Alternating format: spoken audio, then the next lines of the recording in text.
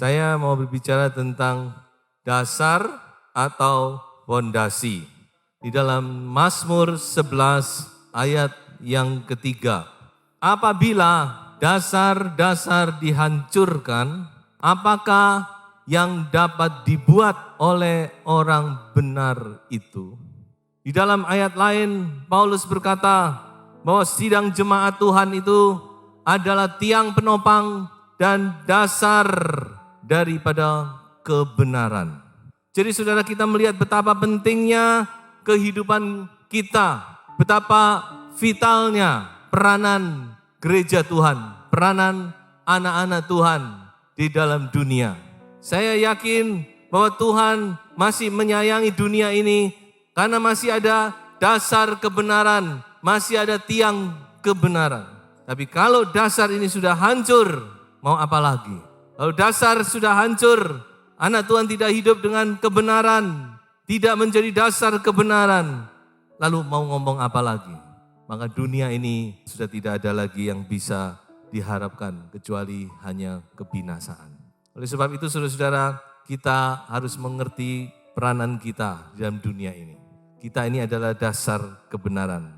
Jangan sampai kehidupan kita yang adalah dasar ini rusak dan hancur. Dasar itu memang seringkali tidak diperhatikan karena dasar itu seringkali tidak kelihatan. Dia tersembunyi, dia ada di bawah tanah. Tapi dasar itulah yang menopang bangunan. Amin. Seberapa megahnya, hebatnya bangunan, kalau dasarnya tidak kuat, kalau kita tahu, kita pasti tidak akan mau tinggal di sana. Kecuali kita nggak tahu. Seberapapun tingginya bangunan, hebatnya, megahnya, modernnya, tetapi kalau dasarnya tidak kuat, wah bahaya. Nah sebab itu kita akan melihat apa dasar dari kehidupan kekristenan itu. Ada 3 dasar hidup kekristenan yang harus kita ketahui dan kita miliki. Yang pertama adalah iman. Mari kita baca di dalam surat Yudas pasal 1 ayat yang ke-20. Akan tetapi kamu, saudara-saudaraku yang kekasih, bangunlah dirimu sendiri di atas dasar imanmu yang paling suci dan berdoalah dalam Roh Kudus. Bangunlah dirimu sendiri di atas dasar imanmu yang paling suci dan berdoalah dalam Roh Kudus. Jadi jelas sekali bahwa iman itu adalah dasar. Petrus dalam suratnya 2 Petrus pasal 1 dia berkata dari iman itulah nanti harus ditambah kebajikan dan seterusnya dan seterusnya. Jadi iman itu adalah dasar. Kita percaya kepada Yesus. Ini iman. Kita percaya, kita mengakui Yesus, dia sebagai Tuhan. Dia adalah anak Allah yang hidup. Dia adalah juru selamat kita. Dia disalib untuk menebus dosa saudara dan saya. Kita dibenarkan di dalam iman kepada Yesus Kristus. Ini tidak boleh goyah. Sampai kapanpun kita harus pegang ini dan kita harus pertahankan kalau dibutuhkan. Bahkan dengan nyawa sekalipun. Ini tidak boleh goyah. So, kalau ini goyah ambruk, iman kita ini tidak boleh ditawar, saudara. Sampai kapanpun kita harus pegang Yesus Kristus adalah Tuhan. Haleluya. Gak boleh goyah. Tapi jangan lupa Yudas berkata apa? Di atas dasar imanmu yang apa? Paling suci. Haleluya. Apa itu paling suci? Paling murni. Suci itu pengertiannya memang luas. Tapi salah satu pengertian suci itu murni. Tidak bercampur. Kalau bicara iman semua pasti ngomong saya punya iman. Saya percaya Yesus. Cuma saya mau tanya kepada saudara-saudara. Imanmu itu murni enggak? Nabi Elia pernah berkata demikian. Hai bangsa Israel, sampai kapan kamu bercabang hati dan timpang? Kalau Tuhan itu Allah, ikuti dia. Tapi kalau Baal itu Allah, ikuti dia. Itu Nabi Elia. Tuhan tidak senang iman yang campuran. Tuhan paling benci kepercayaan iman yang campur. Makanya Tuhan tantang. Kalau saudara memang yakin sepenuhnya kalau Yesus itu adalah Tuhan, Dia adalah Allah, ikuti dengan sepenuh hati. Tapi kalau saudara tidak yakin, jangan percaya Yesus. Nah, buat apa saudara percaya Yesus tapi masih percaya ini, percaya Yesus tapi saudara masih percaya kuasa-kuasa lain. Itu menyakitkan hati Tuhan. Tuhan tidak mau dimadu. Sebab itu saudara kembali kepada iman yang paling suci. Amin. Kembali kepada iman yang murni. Saudara percaya Yesus 100% tidak akan rugi. Dan saudara akan selamat mendapat hidup yang kekal. Tapi kalau saudara campuran, saudara akan rugi besar. Ibadahmu akan sia-sia. Dan jangan-jangan semuanya itu akan berakhir di neraka. Ya, ini sudah bukan zaman kita mau main-main lagi. Tuhan mau kita benar-benar tegas. Elia berkata, kalau Tuhan itu memang Allah, ikuti sepenuh hati. Tapi kalau kamu anggap Baal itu yang Allah, ikuti Baal. Saudara-saudara yang dikasihi Tuhan, firman Tuhan berkata, iman yang paling suci. Apa itu iman yang paling suci?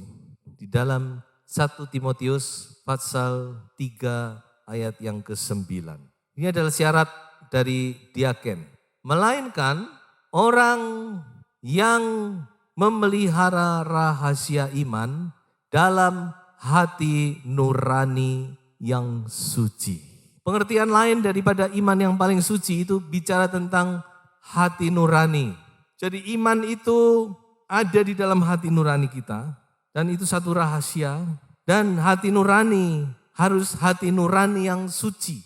Kita seringkali lupa dan kita seringkali tidak mengerti, tidak tahu bahwa ternyata iman ini ada hubungan yang erat dengan hati nurani. Mengapa ada orang yang kuat teguh? Karena dia punya hati nurani yang suci. Tapi ada orang yang sepertinya berapi-api, tapi sebentar saja gugur. Karena hati nuraninya tidak suci. Jadi iman dan hati nurani itu sangat erat hubungannya. Susah. Paulus punya seorang teman yang bernama Demas. Dia seorang yang gigih. Pertama-tama berjuang bersama-sama dengan Rasul Paulus. Tapi pada akhirnya, sebelum Paulus menulis suratnya 2 Timotius berkata apa? Demas telah meninggalkan aku karena dia lebih mencintai dunia. Hati-hati ya saudara. Iman kita ini sedang dimurnikan. Dengan berbagai cara Tuhan sudah memurnikan, kita harus bersyukur. Karena ini berbahaya sekali sekarang. Orang itu bisa goyah. Kalau imannya tidak murni, tidak suci, hati nuraninya tidak suci, itu bisa goyah. Dan bisa kandas. Coba kita baca 1 Timotius pasal 1 ayat 18 dan ayat yang ke-19. Tugas ini kuberikan kepadamu Timotius anakku, sesuai dengan apa yang telah dinubuatkan tentang dirimu, supaya dikuatkan oleh nubuat itu, engkau memperjuangkan perjuangan yang baik dengan iman dan hati nurani yang murni. Ayat 19. Beberapa orang telah menolak hati nuraninya yang murni itu, dan karena itu apa? Kandaslah iman mereka. Menolak dimurnikan oleh Tuhan. Akibatnya apa? Iman mereka kandas. Jadi saudara kita harus mengerti bahwa iman itu bukan cuma berdiri sendiri. Tapi iman itu juga berkaitan erat dengan hati nurani yang murni, yang suci. Iman harus dipelihara, dikatakan dalam hati nurani yang suci. Nah ini adalah iman yang teguh, yang kuat. Sebab itu Rasul Paulus dalam pelayanannya dia pertama-tama selalu menjaga hatinya. Dia selalu perhatikan itu hatinya. Sampai akhir pun dia masih berkata, aku melayani Tuhan dengan hati nurani yang murni. Haleluya. Layani Tuhan dengan hati nurani yang murni, saudara. Tidak ada motivasi lain. Tidak untuk diri kita sendiri. Tapi hanya bagi Dia. Karena semuanya oleh Dia, melalui Dia, dan hanya bagi Tuhan. Kita harus tetap pertahankan hati kita. Sumber segala perkara dari hati. Iman yang dipelihara di dalam hati nurani yang murni. Dan salah satu yang sangat banyak menolong kita, tadi sudah kita lihat di dalam Yudas, yaitu berdoalah di dalam Roh Kudus. ini sangat menolong, saudara. Secara khusus saya yakin ayat ini berbicara tentang berdoa dalam bahasa lidah bagi yang sudah dipenuhikan Roh Kudus. Karena Rasul Paulus berkata, 1 Korintus 14 ayat 4 dikatakan, orang yang berkata-kata dalam bahasa roh itu, dia membangun dirinya sendiri. Jadi salah satu yang bisa membuat iman kita kuat, iman kita teguh, yaitu kita menyembah Tuhan, kita berdoa, kita penuh Roh Kudus, kita berkata-kata dalam bahasa roh. Itu sangat-sangat membantu iman kita. Kita yang sudah mengalami, kita tahu bahwa bahasa roh itu betapa berkuasanya. Sebab itu kita selalu dorong saudara, ayo minta dipenuhkan, dibaptis dengan Roh Kudus. Dan itu adalah fasilitas, adalah hak saudara. Tuhan tidak pandang bulu, Tuhan tidak pilih kasih. Kalau saudara rindu, saudara mau minta, mencari, mengetuk, saudara pasti akan menerima. Ada kekuatan yang khusus di situ. Yang kedua, Injil Matius pasal 7 ayat 24 sampai ayat yang ke-27. Tentang dua orang yang membangun rumah. Yang satu dikatakan menggali dalam-dalam. Kemudian meletakkan dasar yang kuat, batu-batu yang kuat. Yang satu membangun rumah, dia mau ambil gampangnya saja. Membangun tanpa dasar, ya batu bata saja. Langsung berdiri tiangnya. Yang satu masih menggali. Yang sini sudah dindingnya sudah mulai berdiri. Yang sini dasarnya sudah selesai, sini mulai pasang gendeng. Yang sini baru fisiknya 80% jadi, yang sini sudah peresmian. Wah, tapi nanti dulu ada ujian. Hujan mulai datang, deras, angin bertiup, hujan angin. Karena sampahnya buntu, jadi banjir dia. Nah saat itulah rumah itu diuji. Yang punya dasar yang teguh, yang kokoh, dia tetap teguh, tidak goyah. Tapi rumah yang tidak berdasar, dia ambruk. Dan Tuhan Yesus berkata, besarlah kerusakannya. Dan kita tidak perlu mengartikan hal yang lain, karena Tuhan Yesus sudah artikan sendiri. Dia berbicara tentang melakukan firman-Ku. Orang yang melakukan firman Tuhan, itu seperti orang yang punya dasar yang teguh di dalam hidup kekristenannya. Tapi yang tidak melakukan, dia tidak punya dasar. Walaupun dia mungkin tahu banyak, mengerti banyak, tapi dia tidak punya dasar. Dan itu nanti akan kelihatan kalau ujian datang. Jadi itu mari kita mau belajar melakukan firman. Ya, melakukan firman memang tidak bisa sempurna, saudara-saudara. Kita semua masih banyak kelemahan dan keterbatasan dan kekurangan. Tapi yang penting kita mau melakukan. Banyak kali kita pikir, aduh firman ini apa sih? Ya cuma gitu-gitu toh. Ya dari situ ke situ. Ya memang tidak ada yang baru. Saudara. Itu sudah dikatakan oleh pengkhotbah kok. Di dunia ini tidak ada yang baru. Mode pun gak baru. Firman Tuhan juga dari dulu ya itu saja. Intinya sama. Cuma masalahnya apa kita sudah lakukan. Nah itu loh. Kita kalau belajar melakukan firman Tuhan itu akan menjadi baru. Amin saudara. Haleluya. Karena di situ kita akan lihat Tuhan bekerja. Makanya saudara-saudara kita harus peka ya. Tuhan berkata ampuni. Firman Tuhan berkata ampuni. Kita belajar mengampuni. Firman Tuhan berkata memberi. Kita belajar memberi. Firman Tuhan berkata taat. Kita belajar taat. Firman Tuhan berkata melayani. Kita belajar melayani. Firman Tuhan berkata memberitakan Injil. Kita belajar memberitakan Injil. Semua kita belajari. Kita lakukan. Maka kita akan menjadi bangunan yang kokoh. Yang tidak goyah saudara. Orang boleh apapun tapi kita kokoh. Karena kita punya pengalaman. Nah pengalaman. Bagaimana pengalaman pribadi itu. Kuat, kokoh, teguh. Membuat kita tidak goyah. Yohanes 4 ayat 34. Tuhan Yesus berkata demikian. Makananku ialah melakukan kehendak Bapa-Ku dan menyelesaikannya. Ini harus menjadi juga pedoman hidup kita. Makanan kita, kesukaan kita adalah melakukan firman. Yakobus pasal 1 ayat 22. Tetapi hendaklah kamu menjadi pelaku firman dan bukan hanya pendengar saja. Sebab jika tidak demikian kamu menipu diri sendiri. Sebab jika seorang hanya mendengar firman saja dan tidak melakukannya, ia adalah seumpama seorang yang sedang mengamat-amati mukanya yang sebenarnya di depan cermin. Baru saja ia memandang dirinya, ia sudah pergi. Atau ia segera lupa bagaimana rupanya. Tetapi barang siapa meneliti, hukum yang sempurna, yaitu hukum yang memerdekakan orang, dan ia bertekun di dalamnya. Jadi bukan hanya mendengar untuk melupakannya, tetapi sungguh-sungguh melakukannya, ia akan berbahagia oleh perbuatannya. Haleluya, puji Tuhan. Ya, salah satu itu Esra. Di dalam Esra 7 ayat 10, Esra seorang ahli kitab didatangkan dari Babel, ya, kembali ke Yerusalem.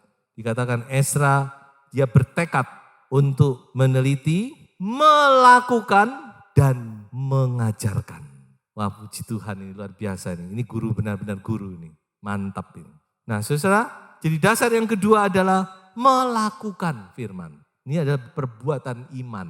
Iman tadi sudah disimpan dalam hati nurani yang paling suci, sekarang dilakukan perbuatan. Dan yang ketiga, apa dasar yang ketiga? Yaitu puji-pujian. Mari kita baca 2 ayat sekaligus. Matius 21 ayat 16. Lalu mereka berkata kepadanya, engkau dengar apa yang dikatakan anak-anak ini? Kata Yesus kepada mereka, aku dengar. Belum pernahkah kamu baca? Dari mulut bayi-bayi dan anak-anak yang menyusu, engkau telah menyediakan puji-pujian. Nah, ayat ini dikutip dari Mazmur pasal 8 ayat yang ketiga. Ini Tuhan mengutip ini. Memang dia mengutip Mazmur, ya. Berbunyi demikian. Dari mulut bayi-bayi dan anak-anak yang menyusu telah kau letakkan apa? Dasar kekuatan. Karena lawanmu untuk membungkamkan musuh dan pendendam. Di ayat Matius, Yesus berkata, dari mulut bayi-bayi dan anak yang menyusu, engkau menyediakan puji-pujian. Tapi di Mazmur dikatakan, engkau telah meletakkan dasar kekuatan. Jadi jelas sekarang bahwa apa dasar kekuatan yang disebut di dalam Mazmur adalah puji-pujian. Itu adalah dasar kekuatan kita. Yang seringkali kita lupa dan seringkali kita abaikan. Puji-pujian itu apa? Puji-pujian itu sebenarnya adalah pernyataan iman.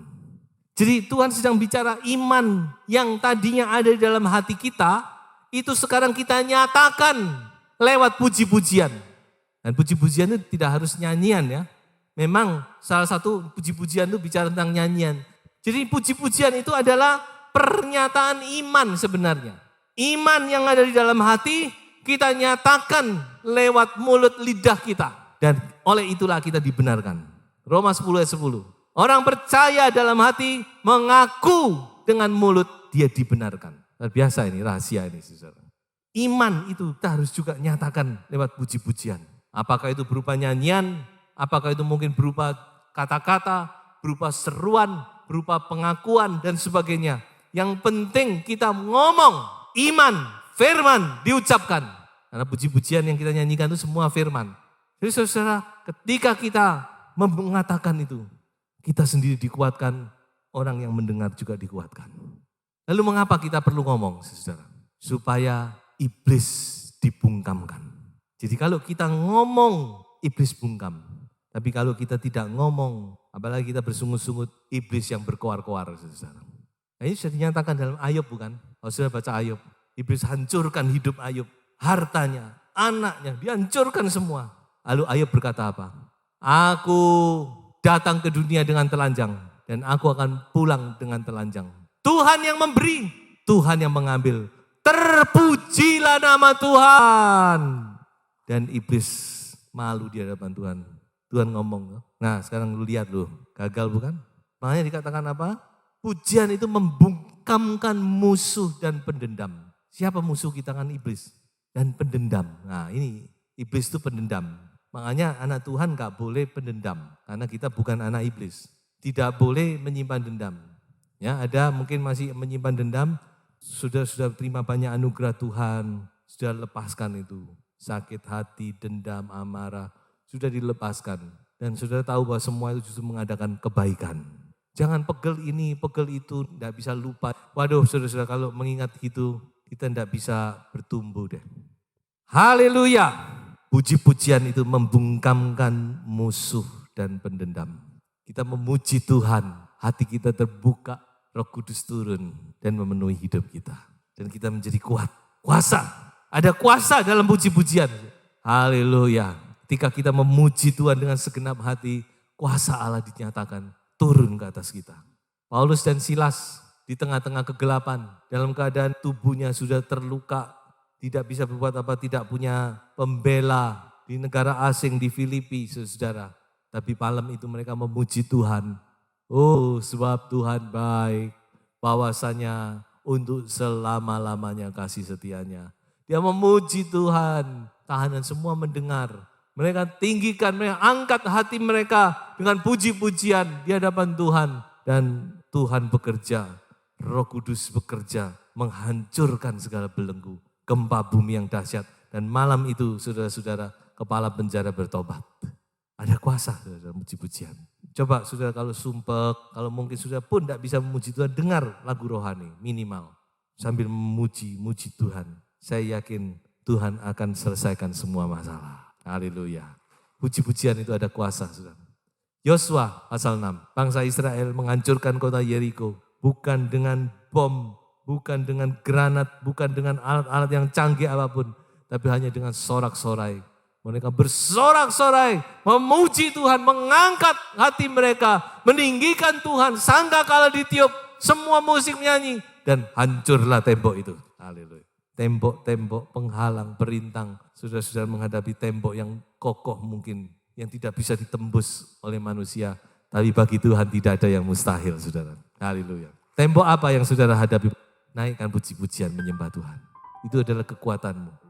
Sebab itu Daud berkata demikian di dalam Mazmur 34 ayat 2. Aku hendak memuji Tuhan pada segala waktu.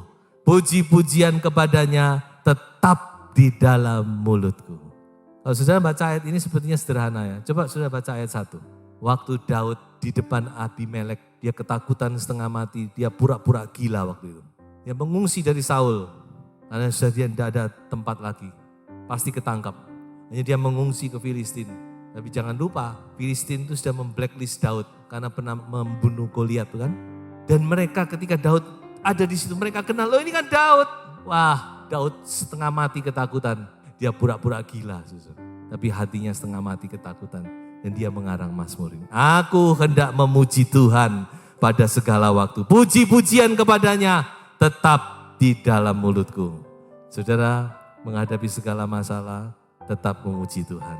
Tuhan memberkati. Dasar kehidupan Kristen yang kokoh, iman yang paling suci, perbuatan iman, dan perkataan iman. Tuhan memberkati kita semua.